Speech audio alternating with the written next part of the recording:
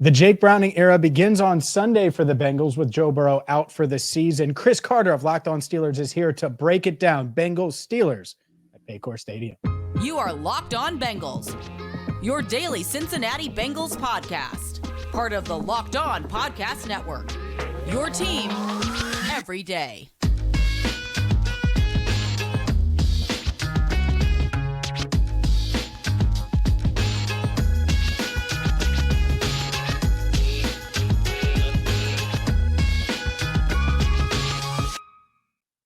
Hi again, everyone, and welcome into a special Thanksgiving edition here on the Locked On Podcast Network. He's Chris Carter of Locked On Steelers. I'm James Rapien of Locked On Bengals. Happy Thanksgiving to you and your family, and thank you so much for making us your first listen here on the Locked On Podcast Network, your team every day. Today's show is brought to you by PrizePicks. This crossover Thursday episode is brought to you by PrizePicks, the easiest and most exciting way to play daily fantasy sports. Go to prizepicks.com/LockedOnNFL and use code all lowercase LockedOnNFL for first deposit match up to $100. And Chris, something tells me the biggest storylines for both of these teams have to do with the offense this week, going into an AFC North slobber knocker. Both teams trying to keep their playoff hopes alive. Both teams coming off of losses and, well, shifts, I would say, on offense. One and an offensive coordinator on your side, and on the team I cover, obviously Joe Burrow is going to go on injured reserve and will not be playing for the rest of the season. Let's start with the Steelers firing their offensive coordinator this week. It's something fans have been talking about for a long time, all season long. What's the mood like right now in Pittsburgh? That's the thing, with these differences we're talking about. Bengals fans are sad. Steelers fans are celebrating. There's some people out there that are like, I don't know, like, this is the time of my life, and I'm like, guys, like, relax. It is insane because it is the first time since 1941 that the Steelers have fired a coach mid-season. At this level, so that is crazy. But the tone right now with the Steelers is, they're not using it as some sort of like, okay, everything's great now. Like, everyone's kind of still on edge to the point that, like, we have a lot to prove. And I also think it was very interesting. Cam Hayward took to his podcast, and then we spoke to him on Wednesday in the locker room, just talking about, like, he's like, listen, it was an acknowledgement that things aren't going well, but Matt Canada busted his butt. It wasn't like he was dumb or just doing it. Just what he was doing wasn't working for us. And so there's a lot of people that are sad that he's gone. We don't got time to be sad. We got to figure things out. And the Steelers have now turned to a dual role as kind of the people who will handle the offense. Eddie Faulkner, the running back coach, will be the coordinator who comes up with the game plans and, the practice plans throughout the week as far as what matchups they'll be trying to isolate, what things they'll be working on, and what things they can prepare for going into a game. And then the quarterbacks coach, Mike Sullivan, he will be handling the play calling duties. So the Steelers are going to be adjusting to that this week. And that's going to be very interesting to see because, and Kenny Pickett spoke on Wednesday and said, like, we can't make wholesale changes to a playbook, in week 12 of a season. So that's not what's going to happen. But what is going to happen, and this is what I've been saying all along, the plays as they're designed have been fine. The execution of those plays and how players respond in certain moments and what keys they're reading, those are the things that have held the Steelers back. And if a change at OC and just kind of changing the tone of how the weeks worked, for the Steelers, if that can make the difference, that might make them a little bit better of a passing offense. The running offense, though, that has been there. I think there's going to be a big emphasis to keep building on that. They've rushed for over 160 yards for 3 straight games this year. And we can get to the Bengals run defense in that matchup and who it favors coming up in just a second. Obviously, the biggest storyline in Cincinnati, it's Joe Burrow. And Joe Burrow, I saw him on Wednesday, and that's as we're recording this. He's playing cards in the locker room, has a brace on that throwing hand. Obviously, there's a ligament in his wrist that needs to be repaired. Not sure when he's going to have surgery yet.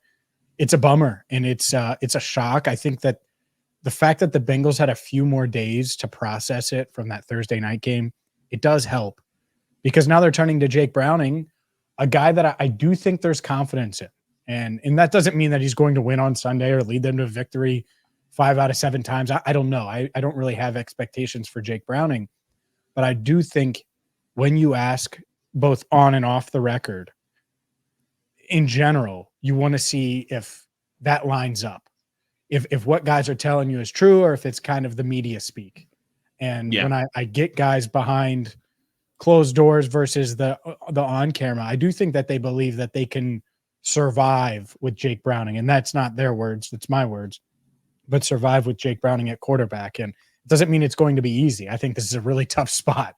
Hey, Jake Browning, go start your first NFL game against a hungry Steelers team that's probably as angry about their performance and losing to Cleveland as can be. And TJ Watt, who is shut out and is probably foaming at the mouth about about that going into this game. I mean, there's a lot of reasons to not like Browning having to face the Steelers. At the same time, I do think there's some confidence there. And specifically with him, he's confident in his ability to do what he needs to do to help this team win. And so we'll see. I think it's going to take a complete team effort to overcome losing Joe Burrow. And part of that does start with the that good defense element of it. Yeah. Oh yeah. I mean, he's why you still believe when you're 1-3. Mm-hmm. He's why you still believe when you're 0-2 last year, 0-2 this year.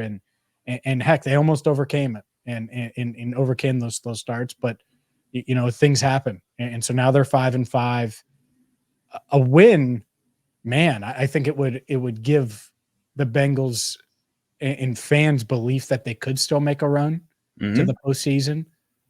But if the Steelers just crush them, then I think everyone's going to be thinking about the draft in April, which I'm hoping to avoid, because as much as I love the draft, I don't love 6 months of draft coverage, Chris. It's not as far as offense goes, I think that's the other element. You guys are tweaking the offense there. The Steelers said that they're tweaking it. They told you that. Well, the Bengals, I think they're going to tweak some things too. And they won't really admit or tell how they're going to tweak things with Jake Browning. Obviously, you can't ask him to be Joe Burrow and do what Joe Burrow does. Right. So I do think that that's an interesting element. You have two unknowns. The Jake Browning unknown, there's at least some film on him. And then the unknown of this offensive coordinator, almost by committee. I know one's calling plays and one has, but by committee in Pittsburgh. It's by committee, yeah. Yeah. So I think that's a really interesting storyline on both sides. Absolutely. And one thing I think will be very interesting to see is with the Bengals offensive line and what they're going to be tasked with that Steelers front ahead of them. Will they be prioritizing Jake Browning to get the ball out fast? Because that's what the Browns did. They were getting the ball out. They were telling Dorian Thompson-Robinson, like, get the ball out in 2 seconds if you have to. And TJ Watt still found a way to get a sack in that game. And it was just like that's where they're going to try to misspoke about shutout. Steelers fans, sorry. I misspoke about the shutout. It was because of the snaps against the rookie from Ohio State. That's why. Okay. Yeah, No. Sorry, my bad. I wasn't addressing that. I was just saying, like, I can see a very similar thing happening this week, and that's where I wanted to ask you: is this a week where the Bengals are going to prioritize getting the ball out fast, or are they going to say, "Hey, Jake, we're going to drop some plays, we're going to match protect because you're going to have Jamar Chase, and that's the guy we want you to get the ball to"? Oh no, I think this needs to be you get the ball out quick. This needs to be under center.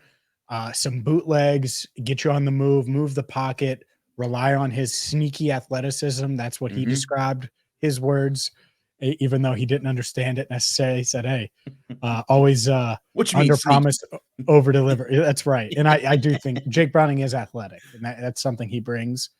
And so we'll see there. But that's the thing. And the offensive line is taking a lot of heat right now in Cincinnati. And so there's no better way to respond than to have your best run blocking game of the year and to move the pocket, make life easier on your offensive line, get under center, and because it's going to be hard regardless. That's a really tough defensive front. We know it firsthand. We've seen these teams match up a ton. And so I think those are some of the predictable changes that I anticipate that I expect from this Bengals offense. I feel you. I think that's something there. Those are certainly the balances you want. The Steelers talk about all the time. If they allow someone to run the ball, it makes it so much easier on the quarterbacks. That's going to be a big focus. Both teams trying to establish and stop the run to make it easier on two quarterbacks, one who's a backup, the other one who's playing like a backup right now. Oh, that's true. Actually, I was going to say shots fired, but he is. Yes, I'm not. And like, listen, I Steelers fans. There's some people out there that think I hate Kenny Pickett. I don't. I covered him in college. He's a great person, but he would even classify himself. He's not playing up to what he's supposed to be doing. He can change that if he takes the throws that are there. But we can get into more in that in this show. Yeah, let's get to that with some key matchups coming up next. Today's show is brought to you by PrizePicks. PrizePicks is daily fantasy the way it should be played. So maybe you're getting ready for your Thanksgiving meal and football's about to come on. Well, you got to download the PrizePicks app because it takes about 60 seconds to enter. You pick 2 to 6 players and it's you versus the PrizePicks projections. You don't have to worry about thousands of other players and beating them or different sharks that are going to come in and the pros that are in fantasy. No. It's more than or less than. That's it with PrizePicks. So Kenny Pickett is going to throw for more than his number of passing yards or less than. You could go the same with George Pickens. You could go the same with T. Higgins if he's able to play. We haven't mentioned that yet, but that's an interesting one we'll get to. Jamar Chase. The list goes on and on. You can win up to 25 times your money right now with PrizePicks. So don't delay. Go there. PrizePicks.com/LockedOnNFL and use code LockedOnNFL for a first deposit match up to $100. Again, that's PrizePicks.com/LockedOnNFL and use code LockedOnNFL for a first deposit match up to $100. All right, Chris, let's get to the biggest matchups. And let's start with that quarterback in Pittsburgh. You just mentioned Kenny Pickett playing like a backup. The Bengals obviously have their backup in. How has Kenny Pickett struggled, or why is he struggling the way he is right now? Matt Canada is probably part of it. That can't be the only reason. Listen, I think that there's when people, if anyone listens to me, they know what I'm about to say. Matt Canada's biggest problems weren't necessarily the designs of the play calls themselves, but I think it's been the teaching and the organization of how to prepare the players to see the play calls as they develop. The Steelers had plenty of opportunities to throw the ball for big gains against the Browns. Plays where the pocket was protected. Kenny Pickett had time. He had open guys, open targets in reasonable spots, and he just wouldn't throw the ball or he would miss them. And like last week, there was a second down play. Deontay Johnson breaks away from Denzel Ward on a slant. No one runs with him. He could walk to the end zone if he wanted. Kenny Pickett doesn't even look at him and then spins his way into a sack. And it's plays like that where if he just takes those basic moments that the Steelers offense provides him, they would have beaten the Browns, and dare I say they would have beaten the Jaguars earlier this year. Granted, of course he got knocked out of that game, but that is where Kenny Pickett has to improve. He is not a guy who has a cannon arm. He's not a guy who has elite speed. He's not a guy who's really tall or big and can take on all the hits like Ben Roethlisberger. His MO in college, and when I covered him at Pitt, was that he saw the field very well and he would take what was there. And eventually, if you had enough on your offense, that could overwhelm you, and he would be a good captain of the ship at that point. But when he can't see the field, none of that can happen. It takes away the foundation of why they drafted him in the first place. And it's why I'm challenged. I tell Steelers fans this because there's some Steelers fans out there that don't want to accept that he's been the problem. They want to say it's all Canada. He's ruining it. And I'm like, well, these plays say otherwise. My thing to Steelers fans I say is this, is if you actually believe in Kenny Pickett, you need to believe that he can make some of these plays if he executes properly. And maybe it leads to preparation. But that is where the emphasis has to be this week for Kenny Pickett. How does he look going into this game? How does he practice? What does he focus on? If he does those things right, James, then we can start talking about him taking steps forward. Yeah, it makes a lot of sense. And I think from my vantage point, this is the time because you're going up against the Bengals defense, and we'll get to the run defense, 31st in the league. They've struggled to tackle, and so you can lean on the run here. They've also given up big explosive plays, and that's something that the Bengals are hoping to correct. But I look at an offense that has, and Bengals fans are going to hate this, but I look at an offense that has George Pickens, Deontay Johnson. I know Pat Freiermuth's been hurt, but Pat Freiermuth. I think that Warren kid, man, I was watching those runs last week. I'm like, oh, that dude. All right. And Najee Harris is at least a big dude. So he can do something. Like there's talent on that offense. And so I think this is an interesting test for the Bengals defense because you have an offense that has struggled. They might get a shot in the arm because they don't have their coordinator now. And so how do you respond? Because if you paint the Bengals' path to the playoffs now without Joe Burrow, I think it's pretty simple. You got to evolve on offense and be less pass centric, but you still got to utilize your weapons in the passing game. And then on defense, your defense is going to have to be much more stout and not give up yards and big plays and then sometimes get stops in the red zone or force turnovers, but actually be stout and stingy and tough to go against. And so can they evolve? Can they do that starting in this game where I'm expecting it to be a defensive heavy game for both teams where these defenses dominate more so than the offense. I'm not expecting a 30-28 game. It's just not what I'm anticipating. So we'll see there. But yeah, this Bengals defense, they've been beat downfield and they're going to get tested. And I think Cam Taylor-Britt's nicked up this week with a quad. If he can play, that's a big injury to watch. On the other side, I saw George Pickens missed Wednesday. Is there any concern there with that shin that he could be out? I don't get that sense. I get the sense that it's more so it's just a precautionary thing. It wasn't a big. And Mike Tomlin, when we spoke to him, he went over injuries and he just said there are bumps and bruises. The main one to watch are Minkah Fitzpatrick, who didn't practice again with the hamstring, and Montravius Adams, who was limited in practice. Adams had been out with an ankle injury. He practiced on Wednesday. We'll see how he continues. But Minkah Fitzpatrick, he's the one to really watch. George Pickens, I think, will be fine. Today was the day where a lot of people rested if they wanted them to. But if Minkah Fitzpatrick can practice by Friday, he'll play because they trust his leadership and his ability to jump into any situation. But everyone else other than Montravius Adams, I think, should be a go for the Steelers unless there's some setback that we haven't heard of yet. Yeah, that's a big matchup in and of itself, Minkah Fitzpatrick versus Jake Browning, and the way Minkah plays and would try to bait him and all of those things. Just injuries wise, while we're on the topic, T. Higgins didn't practice on Wednesday. I think he has a shot to play. We'll see. It's a hamstring. He's missed 2 games. Cam Taylor-Britt, I mentioned him. He missed with a quad. I think there's still a shot. We'll see. Sam Hubbard, he's missed the past 2 games with an ankle injury. He was limited. I was told earlier this week he was progressing and he's got a real chance to play. So on track for that. So getting Sam Hubbard back would obviously be big for this defense, and especially if they want to try to slow down that rushing attack for the Steelers. But it's there's a lot of injuries to monitor throughout the week. So keep it locked here on Locked On Steelers, Locked On Bengals. The other matchup is that TJ Watt matchup to me and Cam Hayward. But, if you want to talk about the Steelers defensive line versus the Bengals offensive line, you can't, if you're the Bengals, let those guys wreck the game. And TJ Watt has wrecked plenty of games against the Bengals. And so that's a matchup. If you can get the Jake Browning early and make him uncomfortable, make him feel you, then that could be a long day for this Bengals offense. If not, and he can get into a rhythm a bit or get rid of the ball fast and this defense can step up, I can see paths to the Bengals being able to execute enough on offense. But that is such a huge key, I think, for both sides.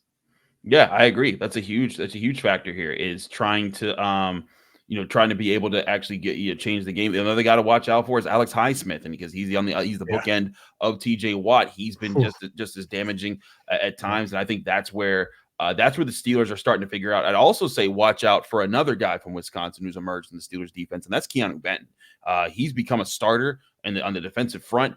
And we talked about him during draft time on our pod. So man, he listen, I went to the combine. When I spoke to him, I'm like, that guy sounds like a Steeler. Just the way that he spoke, the way he carried himself. I'm like, not only will they, and I mean in the sense that not only does he play the way that they wanted, they wanted a big physical dude, but the way he carries himself, it reminds me of like Cam Hayward, with how smart he is on his feet, how funny and relatable he can be, but then how all that goes away and he wants to just take your lunch when he meets you. So I look at that and I say, man, like there's a lot going on there that has really helped the Steelers defense. And now, you got Joey Porter Jr., who's been playing well at cornerback, and you have that there behind those guys. But yeah, the big key for the Steelers is up front. If the Bengals can find a way to neutralize the edge rushers and kind of keep the other pass rushers at bay, that's your best plan there. And that's where the teams that have beaten the Steelers have done well for the most part. The Texans and the Niners, they had plans that kind of isolated the edge rushers for the most part. TJ Watt still got 3 sacks against the Niners.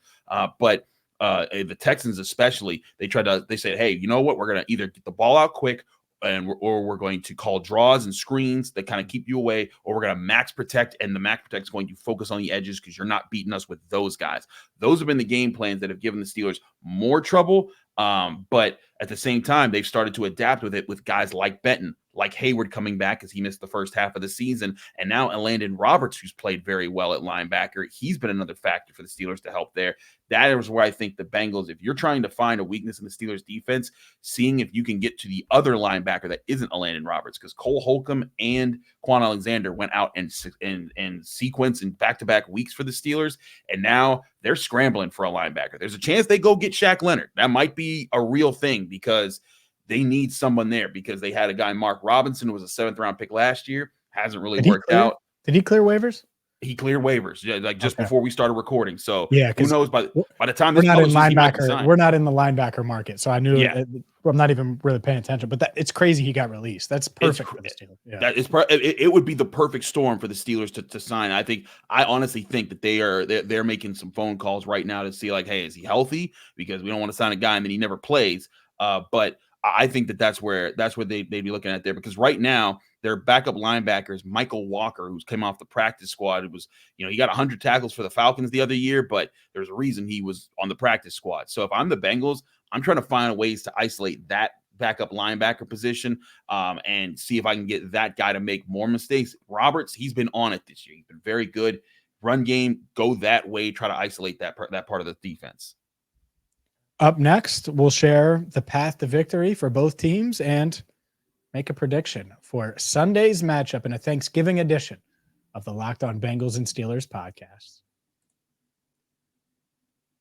All right, Chris, let's do it here. The path to victory for the Steelers in the in the Kenny Pickett era without the coordinator that held him back. Look at me being nice to all the Steelers fans that love Kenny Pickett and hate the coordinator. What was his name again? Matt Canada. Matt Canada, yeah. There you go. Matt Canada. I'd already forgot about him. Anyways, all right. So the post-Canada Steelers, they get a win on Sunday if? I think the biggest thing is they got to be able to run the football and they got to be able to get after the quarterback. Those two factors, they're in the running here. Now, the thing is, they need Kenny Pickett to also not mess the game up, because Kenny Pickett has been very good at not throwing the interceptions. I think he's gone 5 straight games. I may be talking on my butt there, but I think he's gotten to a point where Kenny Pickett is protecting the football at a very good rate. He's just also not throwing touchdowns at a historic rate. He has the lowest touchdown percentage of any quarterback that's played as many snaps as in NFL history right now. And that's just part of it. But they need him to be able to take a shot. And yeah, I think it's now 6. He hasn't thrown games. It's 6. He hasn't thrown an interception since the Texans game. 4 that's on crazy. The year. That's exactly October 1st. That's how 1st. That would be great if he was lighting it up elsewhere. Like if he was throwing touchdowns, Kenny Pickett would be in MVP conversations because he's not turning the ball over. But his rating is 79 else. And he's not turning the ball over. That's insane. That's insane. And that's what I'm saying, is that if he can just take the little things that are offered to him in the Steelers offense. I think the last time that he actually played, I think, a good game was the Rams game, where he really came on in the 4th quarter and you saw some things going there. He did enough to survive against the Titans and enough to survive against the Packers. But he was abysmal against the Browns. He was knocked out of the Jaguars game, so we didn't get to see really what happened there because he took a late hit there. But I think that what Kenny Pickett has to be able to do is, again, just take what's there, and then everything else will start to come into play. Because, like you said, the Bengals' run defense, 31st in the NFL right now. The Steelers' run offense is still working it out, but it's 3 straight weeks of 160-plus yards. They just ran for 170-plus on the Browns. That's the most anyone's allowed. Their Packers and the Titans, the numbers they put up again are the second most that either of those defenses have allowed. And a lot of that's behind Broderick Jones, the rookie they drafted, starting at right tackle. And they've been using him in all these different ways. He gets to the second level. He blocks the edge rusher. He pulls to the inside, pulls to the outside. And they're building off of that. And now the team is finding, Najee Harris gets what he gets. Jaylen Warren gets what he gets. And they're a thunder and lightning package. That is the key for the Steelers. Base the offense off of them. Kenny Pickett just asked to win in a small sample size. Defense, stop the run and get after Browning and bring the pass rush. That is the game that they want to play and keep it at that pace. What would be the Bengals' path here? Real quick, is this Pickett's last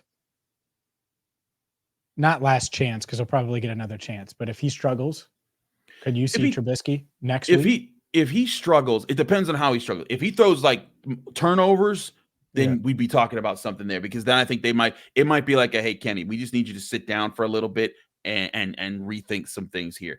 But if it's another game where it's like, he's 19 of 30 the way he was against the Titans, and I think that the Steelers also prioritize how do you play in the weighty moments. And that's where even in some of those games, like the Rams game, like the Ravens game when they won earlier this year, he wasn't great throughout it.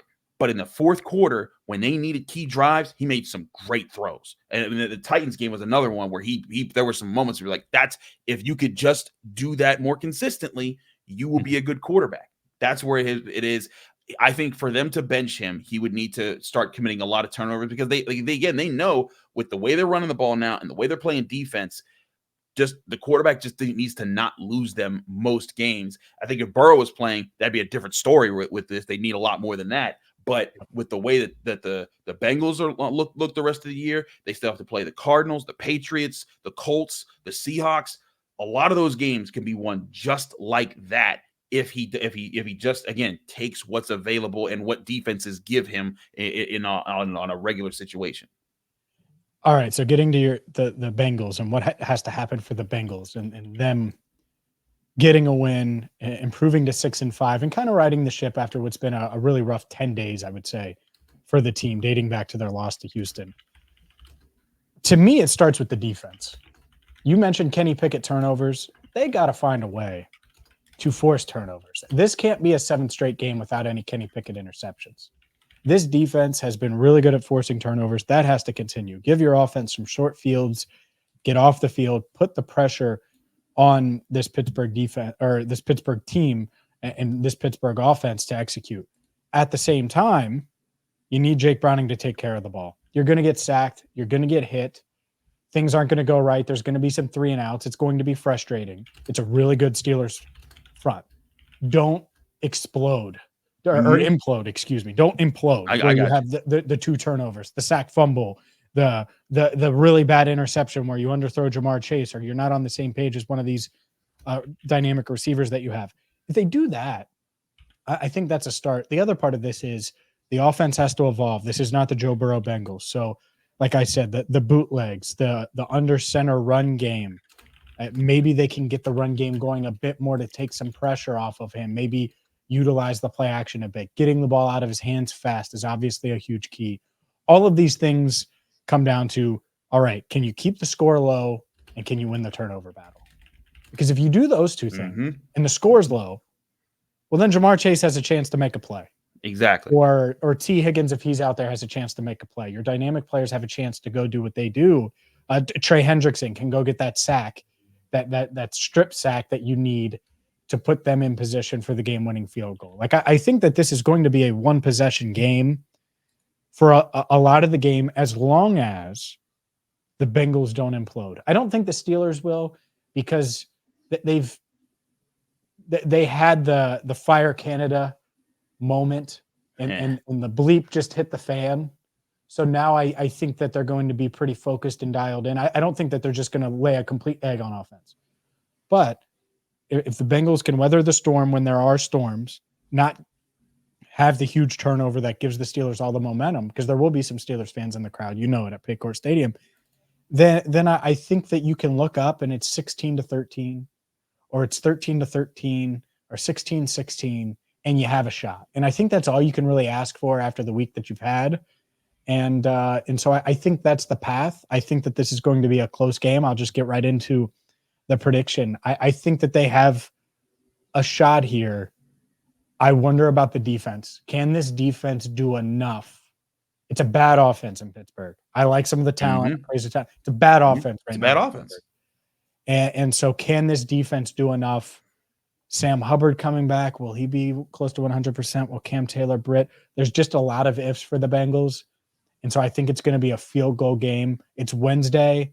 I'm leaning Steelers by a field goal. We'll see if I change at all, but that's where I'm at. I do think the Bengals keep it close. They'll have a chance to win. I'm just not sure that they'll have enough to get it done, especially with a Steelers defense that I think is just playing flat out better than what the Bengals have done defensively, even though the Bengals have forced a bunch of turnovers. That's the thing. That was I was just about to bring that up. These are the two best turnover teams in the NFL. The Steelers are plus 11. The Bengals are plus 10. Both teams protect the ball and prioritize getting the ball. And that was something I talked about with Ben Baby from ESPN about, man, what do the Bengals do? Like, they give up a lot of yards in the ground. They haven't been great in the air, but they find ways to. They're fifth in turnovers created this year. And you were talking about the opportunities there. That's one thing that both these teams do well. And I think that's going to be that one of those key matchups, that it's not necessarily an X's and O's thing. It's going to be about, man, which players can take advantage of the mistakes at the right moments in those situations. Now, I'll say this, and this is where I get my prediction. I think the Steelers, this is their bread and butter. This is who they've been since 2021. So, I think that's where I give them the advantage. They've played like this for years now because they've been waiting for a quarterback situation to improve. I take the Steelers. I got them winning 20-15. Weird scoring. Don't ask me how the Bengals get 15. It's going to be weird. It's been all this. It's 5 field goals. Get you having your first in fantasy stock. Go ahead. I'm telling you, it's going to be a weird score, but I got the Steelers winning just because they're used to this type of football. But James, you saw the video I posted about the my Browns Steelers prediction last week as far as low scoring. It's going to be a similar type of ugly game this week. Yeah. Ugly, defensive-driven football coming to Paycor Stadium on Sunday. We will have you covered, of course, on Locked On Bengals and Locked On Steelers. And Chris, this was a lot of fun, my man. We have to do this in less than a month because they put Bengals Steelers wrapped up in less than a month span. So can't wait for that. He is Chris Carter. I'm James Rapien. As always, thank you so much for listening to the Locked On Podcast Network.